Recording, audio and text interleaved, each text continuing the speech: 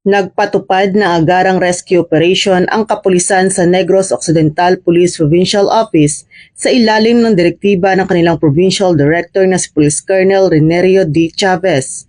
Katuwang ang Local Disaster Risk Reduction and Management Office sa Negros Occidental ng 19 ng Hulyo taong kasalukuyan. Layunin ng operasyon na mailigtas ang mga residente na apektado ng matinding pagbaha na dulot ng Bagyong Kising na nagdala ng malakas na pag-ulan at pag-apaw ng mga ilog.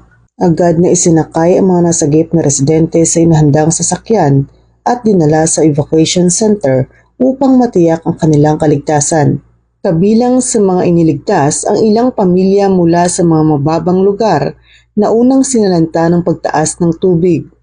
Kasabay ng operasyon, nagsagawa rin ng assessment ang mga kapulisan at rescue team upang matukoy ang lawak ng pinsala at matulungan ang mga pamilya na nangangailangan ng agarang tulong.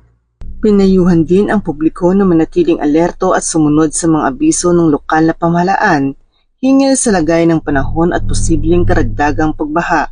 Nagbigay ng paalala ang kapulisan ng Negros Occidental Police Provincial Office at LDRRMO na huwag bumalik sa kanilang mga tirahan hanggat hindi ligtas at laging dalhin ang mga pangunahing pangangailangan gaya ng pagkain, tubig, gamot at flashlight kapag kailangang lumikas.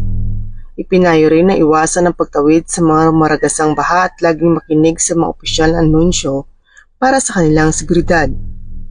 Patunay ang mabilis na aksyon ng Negros Occidental Police Provincial Office sa Isabela, Negros Occidental at iba pang apektadong parte ng rehiyon ng Negros Island, katuwang iba pang ahensya ng gobyerno sa kanilang malasakit at dedikasyon para sa kaligtasan ng mamamayan na patuloy na nagsisilbing gabay at katuwang ng komunidad sa oras ng sakuna.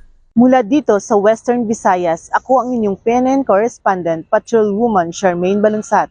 Alagad ng batas, tagataguyod ng Balitang Pulis.